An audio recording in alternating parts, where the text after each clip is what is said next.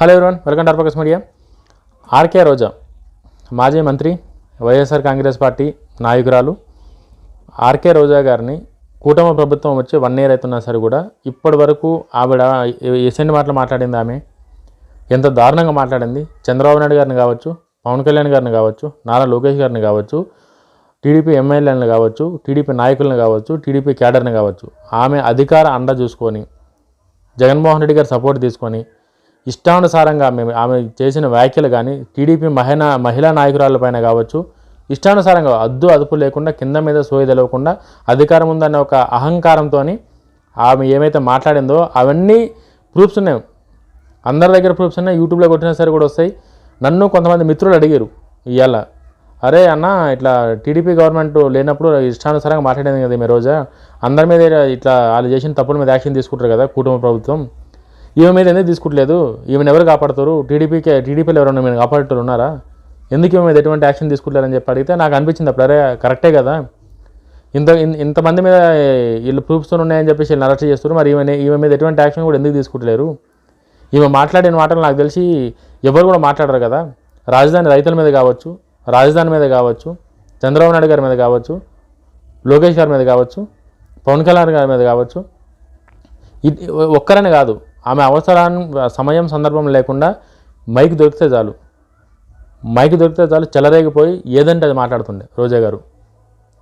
అంత దిగజారి మాట్లాడిన రోజా గారిని 1 year అవుతున్నా సరే కూడా, ఇప్పుడు 1.5 year అవుతుంది, 1 year కన్నా 14 months అవుతుంది, ఇప్పటి వరకు కనీసం ఆమె మీద ఎటువంటి యాక్షన్ కానీ అట్లీస్ట్ అరే ఆమె మీద యాక్షన్ తీసుకుంటున్నామని కానీ ఏమీ లేదు. ఎందుకు వదిలిపెడతారు అసలు? ఎవరైనా కాపాడుతారా ఆమెని? కుటుంబ ప్రభుత్వంలో ఆమెకి సంబంధించి ఎవరైనా ఉండి ఆమె మీద ఏమి యాక్షన్ తీసుకోకుండా కాపాడుతారా? లేకపోతే చంద్రబాబు నాయుడు గారే ఇప్పుడు ఎందుకులే ఏదానికన్నా ఒక సమయం సందర్భం అన్ని ఏమైనా ఎవిడెన్స్లు కావాలని చెప్పి సీఎం గారు వెయిట్ చేస్తారా? రీజన్ ఏందో అర్థమవుతలేదు. బట్ ఈమె మాట్లాడిన మాటలకైతే ఈమె దిగజారుడు మాటలు ఏవైతే ఉన్నాయో చంద్రబాబు నాయుడు గారి మీద, అవన్నీ అట్లీస్ట్ అవన్నీ అయినా సరే ఒక చిన్న డాక్యుమెంట్లో తయారు చేసి ఇటువంటి మాటలు మళ్ళీ ఫ్యూచర్లో మాట్లాడకుండా, రోజా గారనే కాదు, ఇప్పుడు కుటుంబ ప్రభుత్వం ఉంది, ఇప్పుడు వాళ్ళు వచ్చి 14 నెలలు అవుతుంది. ఈ 14 నెలల ఏ రోజు కూడా ఎక్కడ కూడా ఒక్కరన్నా సరే బూతులు మాట్లాడడం కానీ, కించపరిచినట్టు మాట్లాడడం కానీ, అవమానించినట్టు మాట్లాడడం కానీ, దిగజార్చి మాట్లాడడం కానీ ఏ మంత్రి కానీ ఎవరైనా ఒక్కదారైనా చేసిరా? కనీసం టీడీపీ క్యాడర్ అయినా చేసిరా ఎవరన్నా? అటువంటి చంద్రబాబు నాయుడు గారు ఎప్పుడు ప్రోత్సహించరు. వాళ్ళ క్యాడర్ చేసినా సరిగా ఫస్ట్ చంద్రబాబు నాయుడు గారు ఊరుకోరు. ఫస్ట్ లోకేష్ గారు కానీ, చంద్రబాబు నాయుడు గారు కానీ, పవన్ కళ్యాణ్ గారు కానీ వీళ్ళు ఎవరు ఊరుకోరు వాళ్ళ పార్టీ నాయకులు కానీ అట్లా దిగజారి మాట్లాడితే. బట్ వీళ్ళు అధికారంలో ఉన్నప్పుడు అంతా రివర్స్.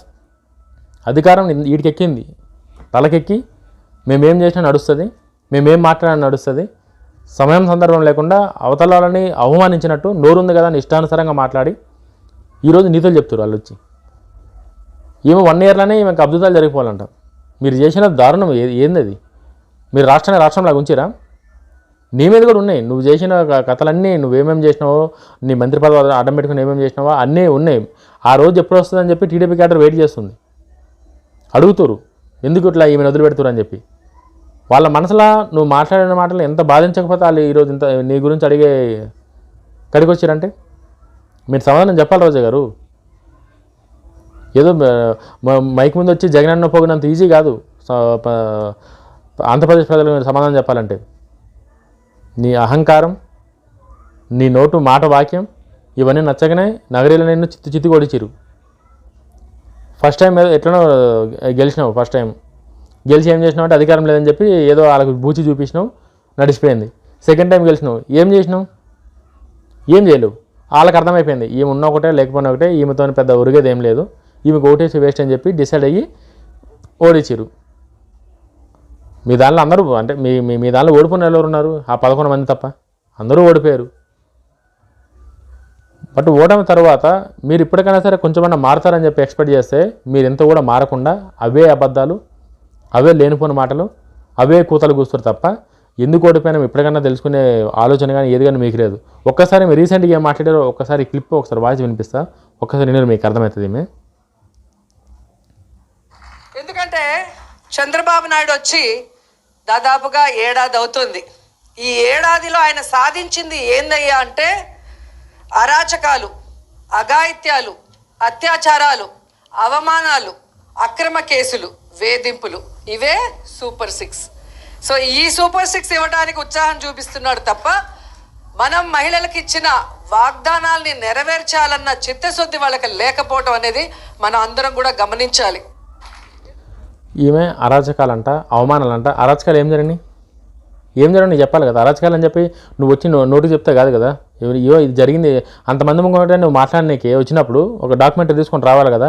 ఈ డేట్ నీడు అరాచకాలు జరిగినాయి, అవమానాలు జరిగినాయి అని చెప్పాలి కదా. అవేం లేకుండా ఏడాదిలో ఈమెకు అద్భుతాలు జరిగిపోవాలి. 5 ఏళ్ళ నుండి మీరు ఏం చేశారు? వాలంటరీ జాబులు తప్ప, అమ్మఒడి తప్ప ఇంకేం చేశారు మీరు 5 ఏళ్ళు? ఏమన్నా ఉద్యోగం ఇచ్చారా? నోటిఫికేషన్ ఏమన్నా వేసిరా?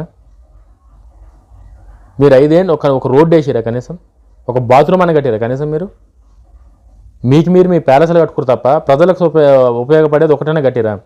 చంద్రబాబు నాయుడు గారు వచ్చి 1 ఇయర్ అవుతుంది. 1 ఇయర్లో ఆయన రిపోర్ట్ 90% ఉంది ఆయన స్కోరు. ప్రజల నుంచి ఫీడ్బ్యాక్ తీసుకుంటే నువ్వు వచ్చి మైకుల ముంగట నీ ఇష్టాసనంగా వచ్చి మాట్లాడాడు కాదు నీకు నచ్చినట్టు. చంద్రబాబు నాయుడు గారు 90% వచ్చింది స్కోర్ చంద్రబాబు నాయుడు గారిది. అమరావతి రాజధాని అభివృద్ధి అవుతుంది, వైజాగ్ సిటీ అభివృద్ధి అవుతుంది, 4,000 పెన్షన్ ఇస్తుండు, అన్న క్యాంటీన్లు ఓపెన్ చేసిండు, కాగ్నిజెంట్ తీసుకొచ్చిండు, గూగుల్ తీసుకొచ్చిండు, టీసీఎస్ తీసుకొచ్చిండు. ఇదన్నీ 1 ఇయర్లో. మీరు 5 ఏళ్ళ నుండి పీకేది ఏం లేదు. మీరేం చేయలేరు. మీ గవర్నమెంట్ ఏం చేయలేదు. మీ గవర్నమెంట్ చంద్రబాబు నాయుడు గారు 1 ఇయర్లో ఇవన్నీ చేసిరు. హైవే రోడ్లు వేసారు, విలేజ్లో రోడ్డు వేసారు. ఇవన్నీ 1 ఇయర్లో చేసింది. మీరు 5 ఏళ్ళు అయినా సరే కూడా మీరు 5 ఏళ్ళుగా మీకు 10 ఏళ్ళు టైం ఇచ్చినా ఇందులో ఏ ఒక్కటి కూడా చేయలేరు. మీరు డైట్ గురించి మాట్లాడు. నువ్వు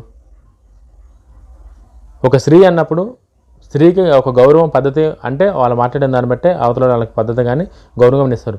నువ్వు మొత్తం నన్ను ఎవడేం చేస్తాడన్న కాడికి బరి తెగించి నువ్వు మాట్లాడితే మీ యువతలో మాట్లాడవచ్చు.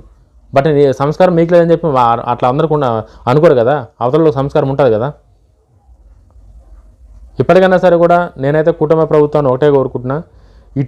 ఇటువంటి వాళ్ళని చూసి సమాజం కూడా చెడిపోయి బరితెగించే మాటలు మాట్లాడే కాడికి వస్తారు. కాబట్టి ఇవి ఏవైతే మాట్లాడిందో అందులో తప్పు ఏదైతుందో తప్పు మాట్లాడడం మాత్రమే కన్సిడర్ చేసి రాజకీయాలుగా ఎవరెవరైనా రోజా గారు రోజా గారు ఎవరైనా క్వశ్చన్ చేయొచ్చు, రోజా గారిని కూడా ఎవరైనా క్వశ్చన్ చేయొచ్చు.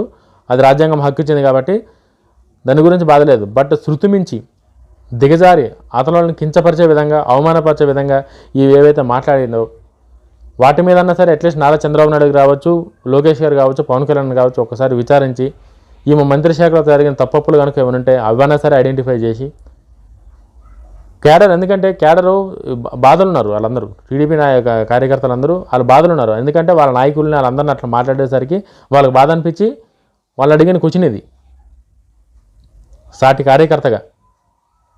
ఇప్పటికైనా సరే చంద్రబాబు నాయుడు గారు కానీ లోకేష్ గారు కానీ ఒకసారి రివ్యూ చేసి తొందరలోనే చేసిన తప్పులకు మాత్రం చేయకుండా అన్యాయంగా ఏ పని కూడా చేయొద్దని కూడా మేము కోరుకుంటున్నాము.